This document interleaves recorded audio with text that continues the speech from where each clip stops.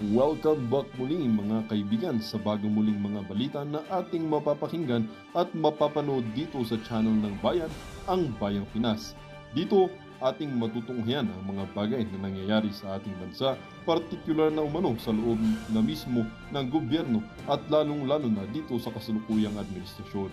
Ngunit bago ang lahat, kung bago ka pa lamang sa ating channel ay siguraduhin mong ikaw ay mag-subscribe, pindutin ang notification bell at syempre piliin na rin ang all upang lagi kang maging updated sa mga balitang bago, totoo at walang bias.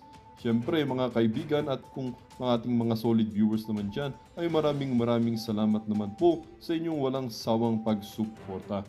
At huwag din pong kalimutang magpakita ng suporta sa ating channel sa pamamagitan ng pag-like at pag-share sa ating mga videos. At syempre mga kaibigan, kung meron ka naman pong hinaing at opinyon, ang ating comment section ay bukas para sa inyong mga opinyon at mga hinaing at kung ano po ang nais nyong sabihin sa ating mga gobyerno upang mabasa na ito.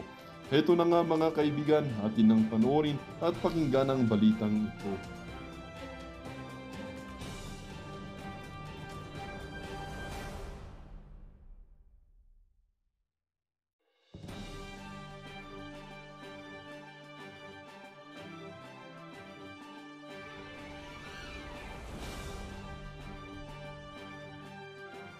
Taytay sa ibang mga vlogger, lalo na sa mga tansudugyot vlogger at sa ibang mainstream media. At ito nga, no, sinupalpal nga sila ni Manong Ted na kung saan nga daw nanggagaling ang fake survey na ito. Oo, at ito po yung panoorin natin. Magkaroon dito ng regulasyon sa mga survey na ito sa punto ho ng transparency, di ba? Yung pamamaraan sa kanilang ginawang survey, sino ba ang nagbayad nito? Magkano binayad? Etc. Para hulaman natin na ito hong mga survey na ito ay legit at meron talagang basihan. Correct. Okay? Hirap naman ito basahin natin na Comelec kinalampag laban sa mga peking survey. Hindi, ang pinagtataan, ay naku, medyo nakakatakot to. Galing pa pala to sa Comelec. Comelec, hindi nyo pa nga na ipapaliwanag kung nasan na yung 6 million na balota na ginastosan ng 150 million. Eto, may kinakaharap na naman kayong issue. Medyo nakakatakot po niyan, Comelec. Baka mamaya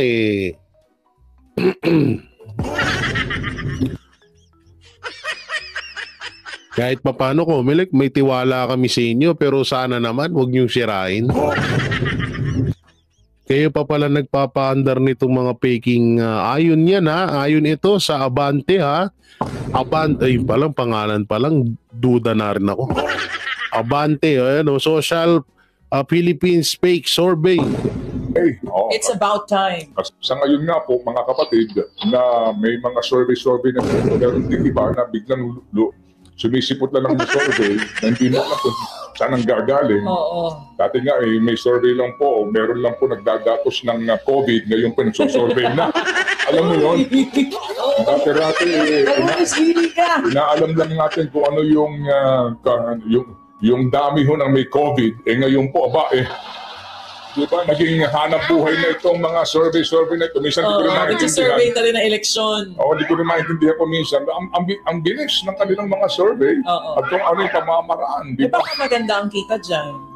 Gusto mo mag-survey na lang tayo sa labas, ilabas natin. Ay, speaking of survey, alam nyo, may totoo yun na may kitaan talaga rito. Totoo yun, na may kitaan dito. Alam nyo, yung mga katulad nga nung mga dati kasi nauso sa YouTube, sa Facebook, yung mga babayaran mo yung isang agent kung tawagin para dumami yung followers or subscriber mo. Oo. So ngayon, ang ginawa, nawala na ho yun nawala na yung ganun. Ang ginawa ho ngayon ay inilipat na. So yun na yung kadalasan na ginagamit ng mga politiko para pagmukaing talunan ng kanilang mga kalaban. Katulad lang ho niyan yung mga trolls yan na nakikita natin kadalasan sa mga post ng Administrasyong Marcos, post ng tawag dito ni Abalos. Gumawa tayo ng video niya na kung saan yung mga nag-heart post ay puro trolls, puro mga dummy account.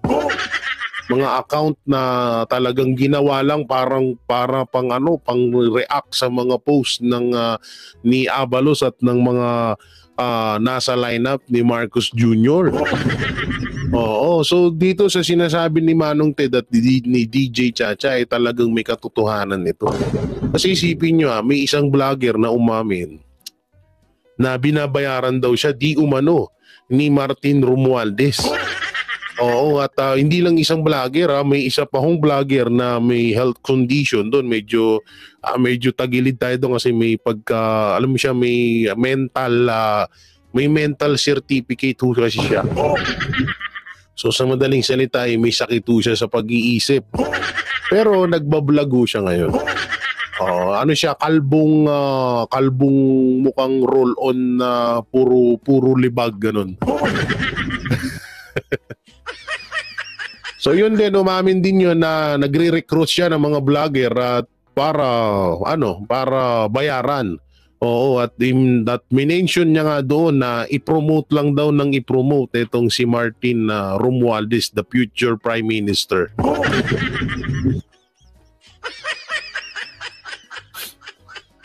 So ngayon, bakit ko ba nasabi yun na may mga, kung yung vlogger nga nababayaran, what if pa dito sa mga troll army na to? At higit sa lahat, galing po yan sa bibig ni Marcos Jr. na meron silang troll farm or mga troll army or mga dummy account. Alam nyo, kadalasan yung mga survey na yan dito, sa mga yung mga page or mga site, mga pages na nagsusurvey, gasino na lang kung bayaran ho ngayon yan. So hindi naman lahat, kasi yung iba pinapangalagaan po nila yung kanilang mga pangalan. Pinapangalagaan nila yung tiwala sa kanila ng taong bayan. So yung halos sa mga nagbibigay ng tamang survey ay kadalasan yun po ang hindi ibinabalita sa mainstream media. At yung mga fake survey, ayun pa yung ibinabalita sa mga mainstream media. Ay katulad doon nga, eto naniniwala ako itong mga fake survey na to, bayad talaga to. Kasi sino ba naman sa sobrang hirap na ho ng buhay ngayon, sino ba namang tao na mag-aaksaya ng panahon na kakapost ng mga survey na yan nang wala naman siyang napapala? Okay sana kung katulad namin, Banateros Brothers, kumikita kami sa YouTube, kumikita kami dito sa channel namin. So okay na yun, walang problema doon kasi kumikita kami doon at nasa tama ang ginagawa namin. Kaya wala nga kaming takot. No, kahit na ginigipit-gipit na kami. Oo. So dito sa survey na to, ito 101% na talagang may nagbabayad at may sumusuporta dito. May nagpopondo rito para kasi pangbulag to sa mga botante. Pangbulag to sa mga netizen na, oy, mataas ang survey ni ganito, mataas yung survey ni ganyan. Alam nyo, ako against din ako dito sa mga survey na to. Mas maganda tanggalin na lang talaga to. Para sa akin, tanggalin na lang itong mga survey na to kasi tingnan nyo, pinagmumulan pa ng mga ka-fake newsan na nangyayari sa Pilipinas. Diba? So tuloy natin. From to think about it mo. Pero nandito ka sa bansa na makakapalang mukha. At talagang hindi na uso ang hiya. Alam nyo yan, mga kapatid. Thank you. Remind lang kita, nandito ka sa Pilipinas, ang lugar na hindi uso ang hiya. Oo. Dynasty. Diba? Thank you. Opo. Naalala mo na. Oo. Na talagang hindi na tinatabla ng hiya ang ilan.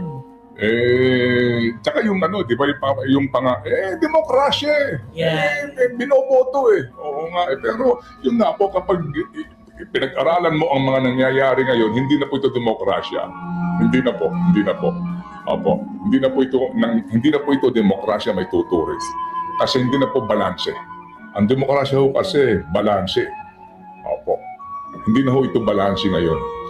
Okay, sige. So hanggang dyan lang po tayo muna kasi nga kami po yung maghahatid ng balita, whether you like it. Ang iba daw po ay abala, particularly po sa local. Kumbaga, halos wala silang pakialam sa senatorial. Ang bakbakan ay nasa local, no? Wala namang question doon kasi nga yung parokyal mas malapit-lapit sa sigmura ng ating mga kababayan. Yun ang unang dudulugan nila kapag may problema sila eh. Kung may mga kalaban, better kasi nga po may challenge, no? Pero may mga lugar po wala nang kalaban. Yung mga nakaupo ngayon kasi nga wala nang lumalaban eh. Dahil nga sa mga dinastiyang ito. Pero doon po sa senatorial, ang iba po halos wala nang pakialam at ang inaasahan na lang daw ay kung sino yung leading sa survey. Ha? Alam niyo yun? May ganon? May ganon. Ito yung sinasabi ko. Na yung survey na yan, pangbulag yan sa mga botante. Kasi nga kadalasan, may ugali talaga yung mga Pilipino na, oy, doon tayo, iboto natin si ganito kasi, ano siya, kasi angat siya sa survey.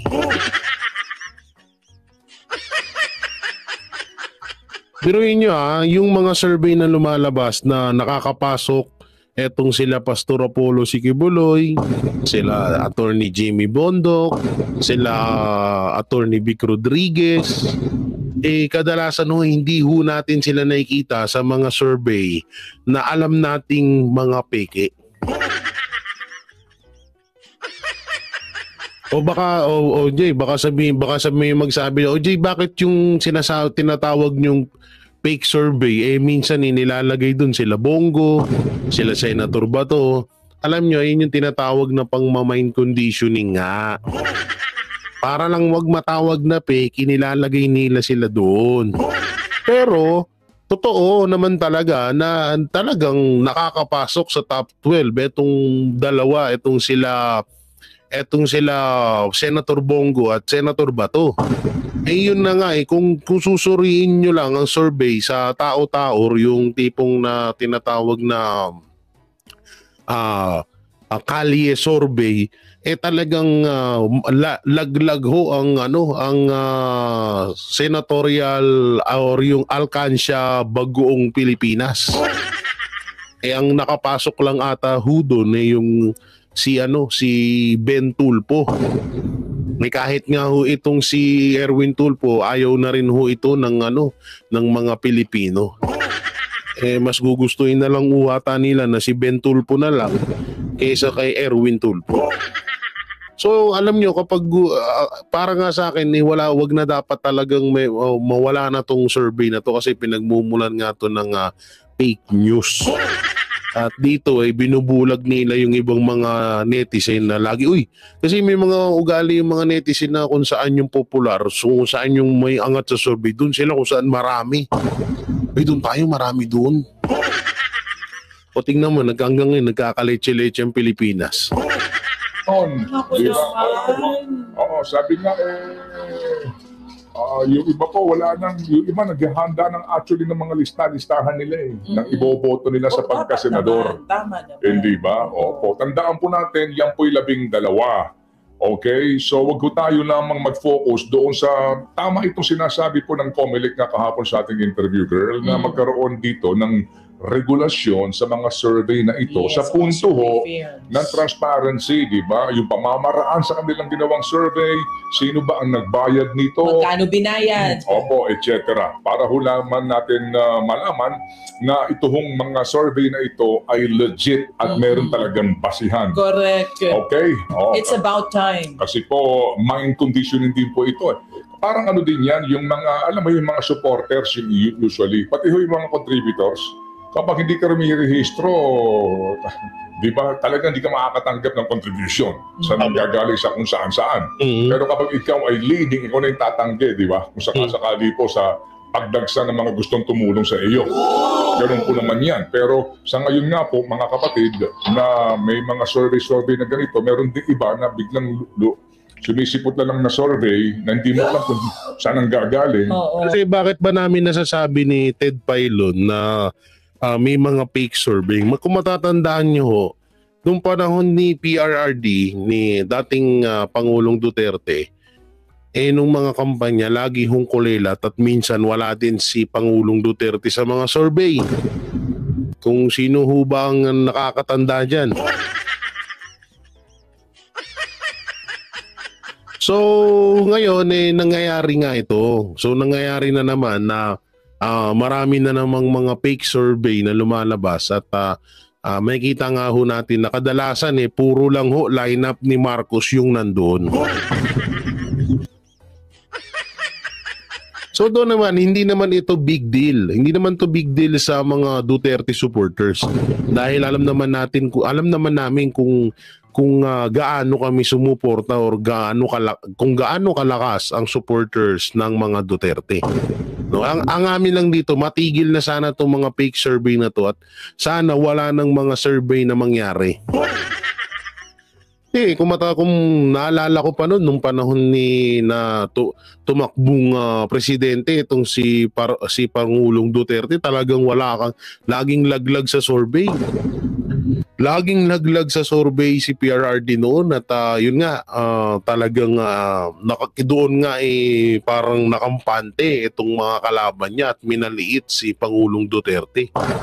Kaso nung panahon ng botohan, ayun na doon na bumulusok talaga na sobrang daming bumoto kay PRRD kaya nanalo siya bilang Pangulo ng Pilipinas.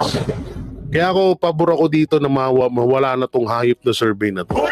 Pero ang tanong, sino ang nagpupondo dito? Bakit hanggang ngayon bigla itong sumulpot ulit?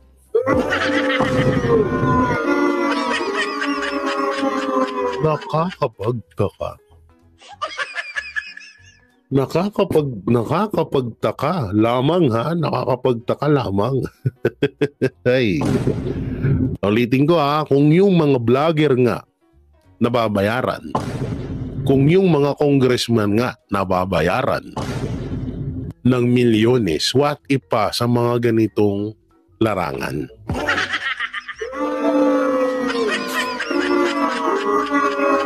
Isipin nyo maigi yun kung yung Congress nga di umano, di ba? Nakatanggap ng magkano yun? Mga 150 million per head doon sa bomboto sa impeachment kay BP Sara Duterte. Paano na lang sa mga pages na nagpapakalat ng fake survey? Sabihin na natin, sige, kada isang page bigyan ka ng 50,000 per month. Aba, hindi na masama yun. Hindi na masama yun para sa isang page na nagpapakalat ng fake survey.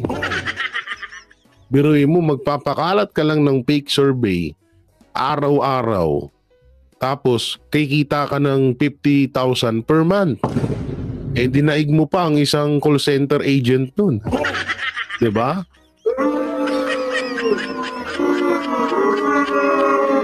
Katulad na lang sa mga page din na nagpapakalat ng fake news.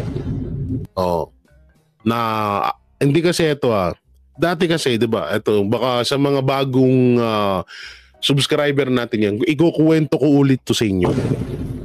Dati kasi naoperan ako na sumali sa Tansu Vlogger. Dahil lang sabi nila sa akin, inutu-utu pa nga ako dun. Sabi sa akin, magaling kang mang-asar, magaling kang mangbuisit, sali ka sa amin. Dito may kotse ka, may 70,000 ka per month. Ang subscriber ko noon, kung di ako nagkakamali, mga nasa 150k or 150k ang subscriber ko noon. Na ngayon, maraming salamat dahil 400k subscriber na tayo. So doon inoperan ako na ganun nga. Bali, nag-uumpisa na ako noon mag-politics from showbiz, reaction sa Tito Vic and Joey bilang defender ng Tito Vic and Joey. Nag-switch ako ng content from charity vlogger to reactionist or defender ng TVJ at lumipat ako sa pagiging politics vlogger. So doon, napapanood na ako ng ibang mga tanso at may kakilala din naman ako. Hindi ko yung tinatanggi, may kakilala ako na mga kaaway ko na rin ngayon doon sa hanay ng mga tanso vlogger. Ngayon, inoperan nila ako, bibigyan daw ako ng may mga offer pa nga sa akin, condominium, may offer pa sa akin sasakyan, may tapos may 70,000 per month daw ako. So isipin nyo maigi yun kung ako kayang gastusan ng ganong kalaki, diba? What if pa dito sa mga fake survey na to? Kaya nga sabi ko sa inyo, katiting lamang yung 50,000 per month para sa mga fake survey at dyan sa mga pages na nagpapakalat ng fake information laban sa mga Duterte. Alam nila Banat ba yan? Alam ng Barateros yan. Meron pa nga nag-offer pa nga sa akin na banatang ko lang si Isko Moreno, no? At inoperan ako ng 150k per month. Araw-arawin ko lang yung mga vlogger na nagtatanggol kay Isko Moreno. At i-promote ko daw ang kalaban ni Isko Moreno. Hindi ko nababanggitin kung sino sa mga kalaban niya, ha. Basta yun, may video yun, naka-screen recorder, naka-video pa ako, bukod dun sa screen recorder, pinasa ko yun pinapanood ko yun kay Labanat Bay at nakita nila yun at talagang may ebidensya ako doon. No? So yung mga panahon na yun talagang uso talaga, hanggang ngayon uso rin talaga yung rekrutan. At doon pa nga, speaking of Banateros, inoperan din ng Banateros noon ng, kung hindi ako nagkakamali, 20 million ata para lang lumipat kami or kalabanin namin ng mga Duterte, pero hindi namin yung tinanggap. Kaya nga lintik lang ang galit sa amin ngayon eh. Kaya nga lintik ang galit sa amin ngayon dahil ganun nga yung sa dinami-daming vlogger, kami yung hindi nila nakuha. Kaya itong fake survey na to, talagang natin dito kung sino talaga yung pinaka-mastermind nito. At ito magaling din yung strategy nila. May kukwento pa ako, wait lang. Magaling yung strategy nila, alam nyo kung bakit. Ibang tao yung papaharapin nila sa'yo.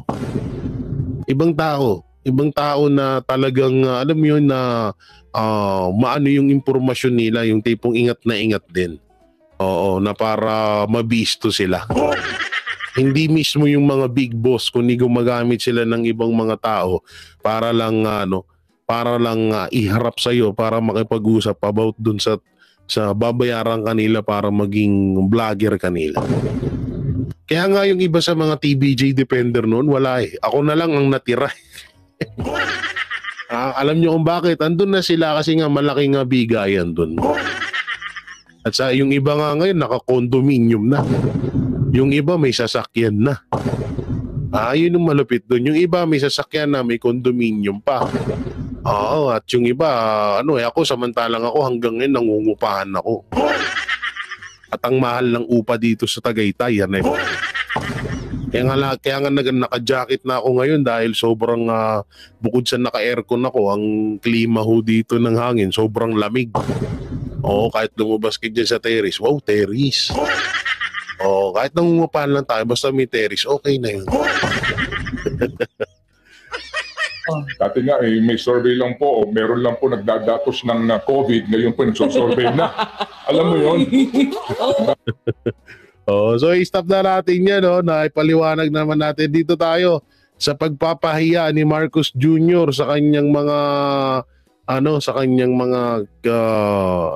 senatorial slate. Panoorin natin. Sa halip daw na palakasin ang kanyang senatorial slate ay tila pinapahina pa ito ni Pangulong Bongbong Marcos Jr. sa pamamagitan ng mga pahayag niyang taliwas umano sa katotohanan.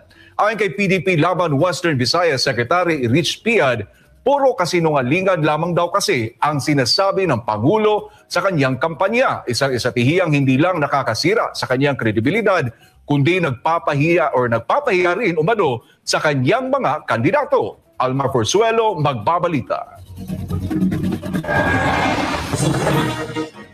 Walang kredibilidad. Ganito inilarawan ng isang dating guro at ngayon PDP Laban Western Visayas Secretary na si Rich Piad ang estilo ng pangangampanya ni Pangulong Bongbong Marcos Jr. para sa kanyang senatorial slate. Sa eksklusibong panayam ng SMNI News, binigyan diin ni Piad na hindi umano makatotohanan ang mga sinasabi ng Pangulo sa kanyang mga campaign rally. Isa sa mga halimbawa na binanggit nito ay ang pahayag ni Marcos Jr.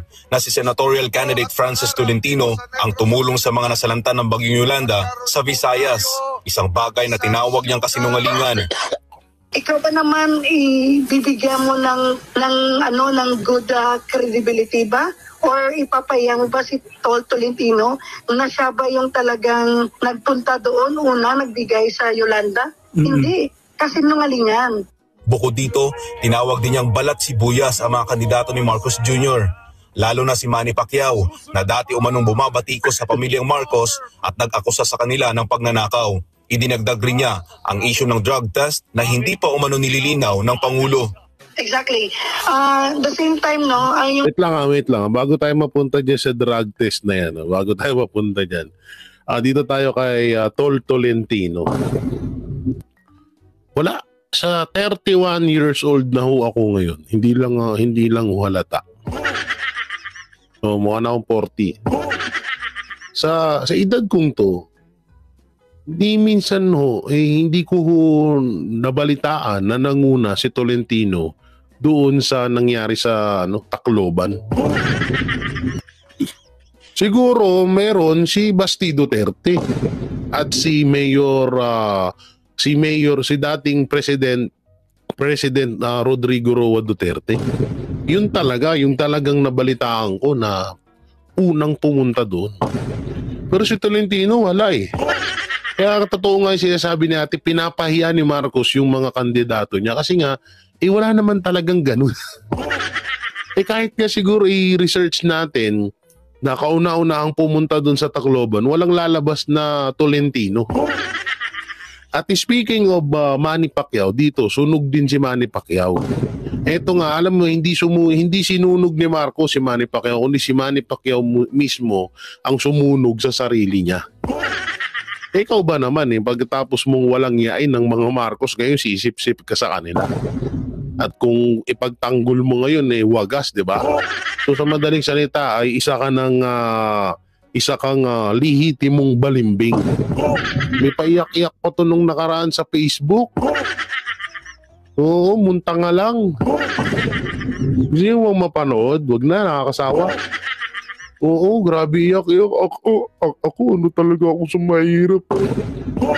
Munta nga lang, sabi ko, hulo, umiyak ka na para lang manalo. Kung gusto mong tumulong sa mahirap, ba't ka pa magsesenado? Diba? Ito yung pinagkaiba ni Pastor Apollo Sikibuloy at ni Manny Pacquiao. Si Manny Pacquiao, alam na natin na mayaman yan. Kasi nakapag-senador naman siya, wala naman siya nagawang batas. Wala namang magandang, kahit nga yung Jensen, hindi niya naman napaganda. Diba? Hindi katulad ng mga Duterte, mayor pa lang, napaganda na nila Davao. Nabawasan na wala yung krimen. No? So okay sana kung gano'n si Pacquiao, kaso wala namang gano'n na nagawa si Pacquiao eh.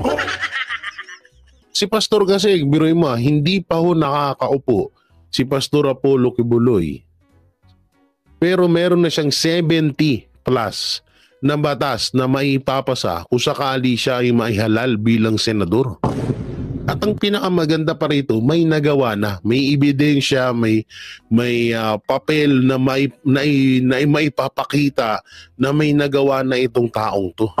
Si Manny Pacquiao, anong nagawa ni Manny Pacquiao? Suntok. Eto, speaking of Pastor Apollo Sikibuloy, si Pastor ay may dalawang katangian, yung tinatawag na malasakit sa bayan at sa pagiging pastor niya. Sa politiko, magkaiba ho ang usapang spiritual at usapang politika. No? Ang kinagandaan kay Pastor, pag tinanong mo siya or pag hinarap, halimbawa gusto mo siyang kaharapin or tanungin or gusto mo siyang usigin or maipagdebate sa kanya mapatungkol sa pagiging pastor o usapang relihiyon, pumunta ka sa simbahan niya. Makinig ka sa kanya dun. No, sumali ka sa KOJC. Ngayon, pag usapang politiko, dyan, usapang politiko lang. Ang hirap po kasi ngayon, pinagsasama yung dalawang katangian ni Pastor na yan. Yung pagiging, diba, yung nakwento nga ni Boss Dada, may tanong nga daw sa kanya na, ano ba yung tanong kay Boss Dada na kung si Pastor ba daw at ang Diyos ay iisa. So, may nakakatawang sagot doon si Boss Dada. So, abangan nyo na lang sa mga video niyan. So ngayon, Si Pacquiao ganun din. May dalawang katangian di si Pacquiao, politika at pagiging boxing. So ngayon, pag tinanong mo about boxing si Pacquiao, para sa akin, approve si Pacquiao sa pagiging boksingero, no? At sa pagdadala ng tinatawag na ano dito sa bansa natin. So okay yun, napasalamatan na natin siya doon. Pero pag usapang politics at noon ay dati ay galit na galit ka sa mga Marcos, nauusigin mo nga sila, hindi mo sila tatantanan, bigla kang kumambyo ngayon. So anong tawag doon? Balimbing. So number 1 ng pagiging balimbing na hindi pagkakatiwalaan ng mga Pilipino. Tandaan nyo yan. Ngayon, mapunta naman tayo dito sa drug test. Idinagdag rin niya ang issue ng drug test na hindi pa umano nililinaw ng Pangulo. Exactly. The same time, no, yung tinatawag na if he is credible enough leaders, he should go for a drug test. That's one thing for me na talagang he have to testify at i-clarify niya yung pangalan niya, talagang hindi siya ganon. O, di ba? At speaking of drug test, alam nyo, bilang isang pinuno ka ng bansa, bakit parang ilag na ilag ka na magpa-drug test? Na alam mo naman na, di ba kagaya niyan, sinasabi ni PRRD na lipana na muli ang droga dito sa Pilipinas. So bilang leader, papatunayan mo ngayon na mali yung sinasabi ni dating Pangulong Rodrigo Roa Duterte. So ngayon, para mapatunayan mo yun, magpa-drug test ka at magkaroon ka ng kautusan sa lahat ng opisyal o sa lahat ng nakaupo sa gobyerno, magpa-drug test din. Pero bakit hindi ginagawa ni Marcos? Dahil, comment nyo na lang dyan. No, i-comment nyo na lang dyan. Okay, tuloy. Ayon kay Piad, kaya puro kasinungalingan umano ang sinasabi ni BBM sa kanyang kampanya ay dahil wala naman talaga itong sariling proyekto o nagawa para sa bansa. Yes, exactly. Because wala talaga siyang project na nanggaling sa kanya. And that's the truth. Reality bites tayo. Nakikita mo kung ano man yung kanyang ginagawa ngayon, that is already from PRRD, from the former administration. Dahil dito ang resulta umano ay hindi nabibigyan ng magandang imahe ang kanyang mga kandidato. Sa nakikita ko po, on time sa kanilang campaign, parang nagiging negative campaign system yung ginagawa niya. Instead of uplifting and encouraging Filipinos for a better Philippines, yung ginagawa niya, bumabato siya ng mga negative words, especially for the former President, PRRD. At the same time, yung kanyang senatorial slate, instead na maniwala yung mga tao na magaling ang kanyang senatorial slate, napapahiya. Ngayon na nga yung masama dun No, yun yung masama dun. Wala ka na nga nagawang proyekto, ang lakas mo pang magyabang. Kaya tuloy, yung mga kandidato mo, hindi na halos maiangat yung mga mukha nila. Lahat nakayuko na lang Gawin mo, sabihin mo, yan, si Tolentino, untayan doon sa Yolanda, unang-unang pumunta. Kalukuhan mo.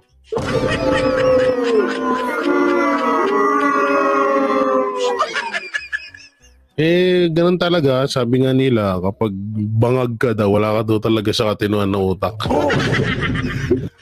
Because of his statement. Patuloy ang kampanya ng administrasyon para sa darating na halalan, ngunit kasabay nito ang mga puna mula sa iba't ibang sektor tungkol sa estilo at nilalaman ng pangangampanya. Sa kabila ng mga batikos, nananatili ang hamon sa mga botante na suriin at timbangin ang mga inilalatag na plataporma at pangako ng bawat kandidato. Ay, naku po. Bahala na taong bayan sa inyo. Huwag lang sana magkaroon ng dayaan no? Lang iniwasan natin yung dayaan na yan eto, mapunta na tayo dito sa isang congresswoman. Ito, anong pangalan nito? Si Mary Michi Kahayon. Uy. Oo, yung halimbawa, yung nilabas ko yung mga higher official. Nagre-regalo ako, nagbubunga yun. Kasi tayo yung inuuna nila sa payout. Galing. Ang galing talaga, no? Oo, so ito, panoorin natin. Ang hindi sila pasalamatan namin ang GS community. Ayan, dahil nag-umpisa na tayo, alam mo ba, sa totoo lang, ayan, nasa si Ma'am Mirka.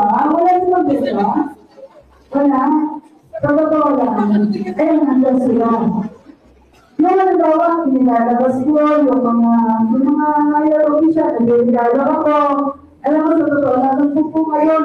Kasi tayo ang inuuna nila sa kaya. Pag mo lang, hindi na lang. Pag hindi na lang. Pag hindi na lang, hindi na lang. Inuuna tayo sa kaya. Tapos, hindi na lang. Hindi na lang. Ay, nakalay pa lang. Utang ina, may tingog party center pa, oh. Iba rin, kakaiba rin talaga, no? Caloocan City, 2nd District Representative. Ito, si Mary Mitzi Oy. Oh. Talagang naging proud pa.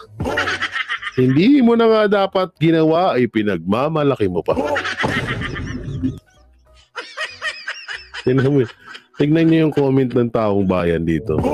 Ano, hindi mo na nga dapat ginawa, ay pinagmamalaki mo pa. Yun ito. Ay, naku po. Ewan ko ano na nangyari ito. Susmi, kaya kayo niloloko ng mga politiko ninyo, inuutulang kayo. Bakit kayo magpasalamat sa kanya hindi naman nila sariling pera yan. That's true. Pero pera ng taxpayers yan. Mas malaki pa ang mga bulsa nila kaysa sa inyo. Nakititing lang yan ang abono na ayuda sa inyo. Itaas nyo naman ang dignidad nyo, mga Pilipino.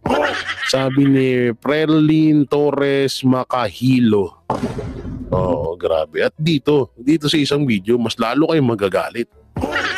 Ito na po yung isang tumatakbong senador na kung saan ay tinawag niya hong matandang hukluban at tinawag niya pong ampaw at may death threat po siya or may pagbabanta po sa buhay ni Pangulong Rodrigo Duterte at ni Vice President Sara Duterte.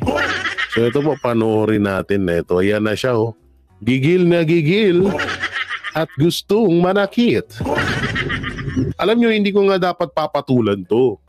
Sa Facebook, ginawan ko lang to ng short na reaction. Pero sabi ko, pag hindi ko kasi pinatulan tong hinayupak na to, mamimihasa. So ito po daw, sabi ng netizen ito po daw NPA. Pero di ko alam kung ano po talaga yung totoo, no? So panoorin natin, sasabihin niya, pakinggan nyo maigi dahil may mga pagbabanta po siya sa buhay at paghahamon sa mga Duterte. Ito, panoorin natin. Rodrigo, kung wala lang yan posisyon o power, nakita mo yang matandang hukluban lang yan.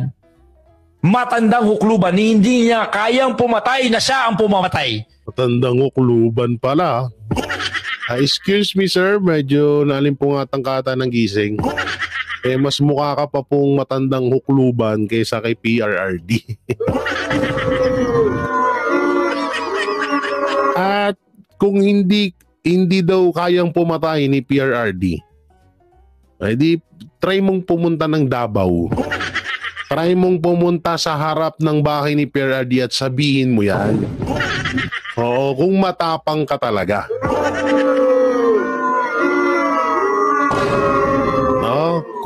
Kung matapang ka, apelido nito ay Espiritu na tumatakbong senador ngayon. Kung matapang ka, pumunta ka sa Davao ngayon, pumunta ka doon sa bahay ni PRRD, ipagtanong mo doon sa mga taga Davao kung saan banda yun, at sabihin mo yung sinasabi mo sa kanya. O kaya ito maganda, sabihin mo sa harap ng mga anak ni PRRD na matandang hukluban si PRRD. Sige nga kung matapang ka talaga. Okay, tuloy. Kailangan niyang gumamit ng kapangyarihan, ng pera, ng reward system. Pero siya mismo, kung siya mismo ang pumatay, hindi niya kayang gawin yon. Magkano ba 0.1 ngayon? Kasi dito kasi daw, ang pulburon daw dito sa bandang Tondo, meron na daw, may 150 ka daw, sabog ka na. So kung ganito ka kasabog, 0.1 na to. O baka 0.5 pa.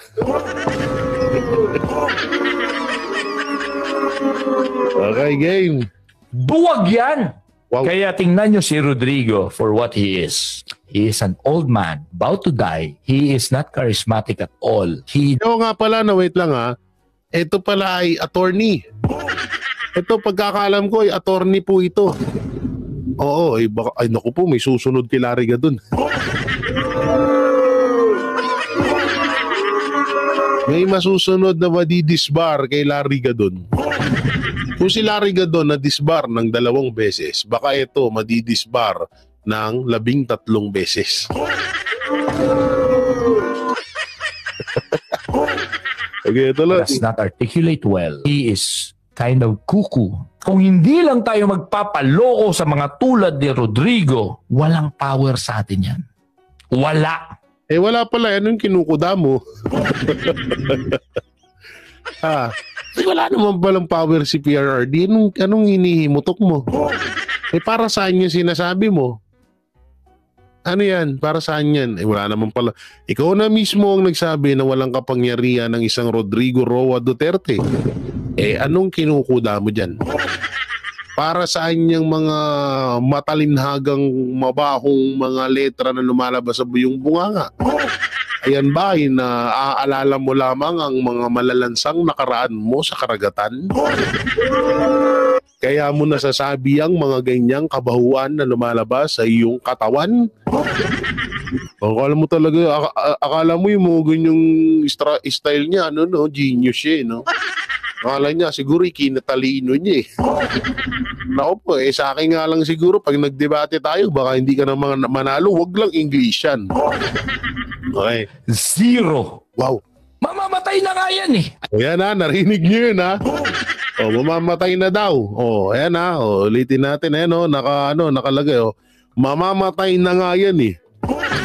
Naku po, delikado ka dito, Attorney Spirito. Pagbabantao ito.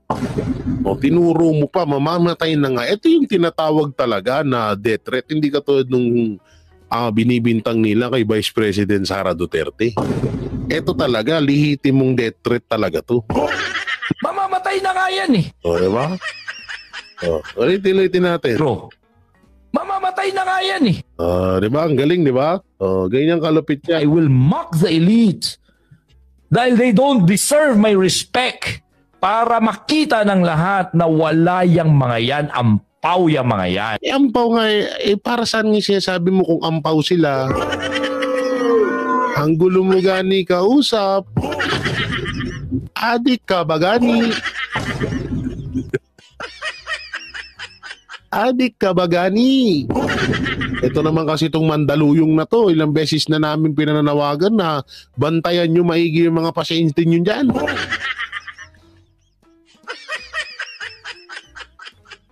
Ay, ano ba? Mandaluyong ba? O, ano ba? Mandaluyong Mental Hospital. Tama, oo nga. Mandaluyong. Ilang beses na namin sinabi sa inyo na yung mga pasyente nyo, huwag nyong pabayaan. Painumin nyo ng 3 beses na gamot sa isang araw. O tignan nyo pag sinusumpong kung ano-ano pinaggagawa. Kung ano-ano pinagngangawa. Hinahayaan nyo pa na mag-vlog. Diba? Huwag ganun nga ni. Tignan nyo, yung mga nilabas, yung mga pinabayaan yung mga pasyente. Andiyan si Larry Gadon, si Trillanes, ito yung bago na attack dog, si Attorney Claire, si Attorney Spirito. Ang daming mga pinapabayaan niyo yung mga pasyente niyo, mga ano kayo, mga balahura kayo. Huwag ganoon, Mandaluyong. Alagaan nyo at painumin nyo sa tamang oras yung mga pasyente nyo. Patignan nyo nangyayari ngayon. No? Nagkakalat ng baho sa social media. Napagkakamalan tuloy adik.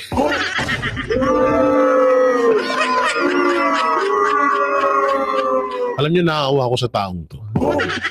Ito yung mga taong walang nakakausap sa bahay nila. Ito yung mga taong walang nagmamahal sa kanila. Ito yung mga taong hindi mahal ng pamilya niya. Kaya naglalabas na lang ho siya ng sama ng loob sa social media. Ito, natatandaan ko to, isa rin to sa mga nagsabing mamamatay tao si Marcos Jr. At tumatakbo rin to nung nakaraan ng senador. Senador ba or president? Hindi ko alam kung ano yung tinatakbo niya. Pero parang, pala, senador nga no. Pero hindi pa rin po siya nanalo. So ngayon, siyempre, nakakita itong tiga Mandaluyong na to.